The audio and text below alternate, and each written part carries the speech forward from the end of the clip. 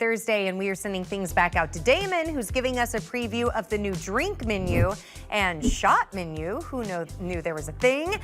At Atomic by Jamo in the Grove. Damon, be careful.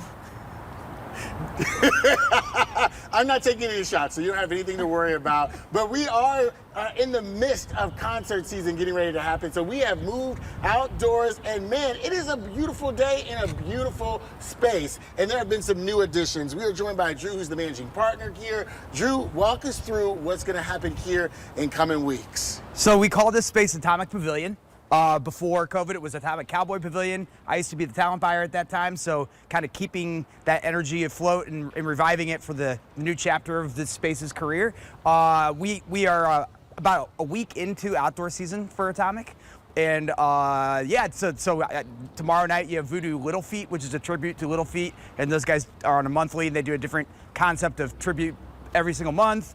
Next week we have Leftover Salmon, and then there are just a ton of great acts. Go to JAMOpresents.com to check those out. And the space is so dynamic in the way that it feels good with like 250 people out here, and then it also can go all the way up to 950 for its natural perimeter. And the additions you were talking about would be that these containers here, which I think are so cool. They're on wheels. They're the murals are coming from Stan, which his artist name is 18 and Counting, and this one features Zwickle Light from Urban Chestnut. But inside is a bar, and they are. So the party doesn't stop. It doesn't stop. Listen to it. Oh my God! No shots, but we are gonna have no shots. So when we close the street, this whole back wall is completely movable. The fence pieces and all can be moved out, and it's a big extension of the entire property into closed street with cooperation with the city of St. Louis, and we can get really big around here. I think there's a version of the property that could be 1,500 people with the street, and then as well 2,000. So we're stretching our legs a little bit this year. So.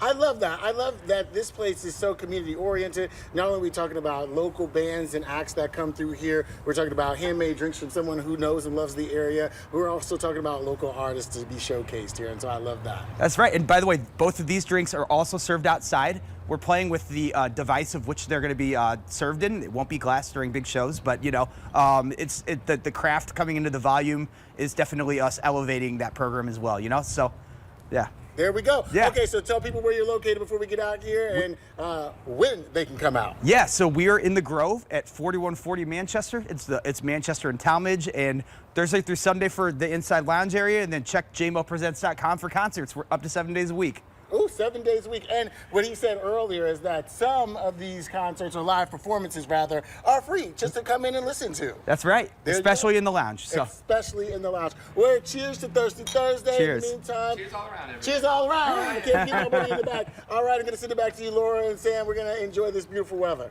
I wasn't expecting the bartender to just pop up. How with cool. a drink. He was ready to serve as soon as the door opened. That was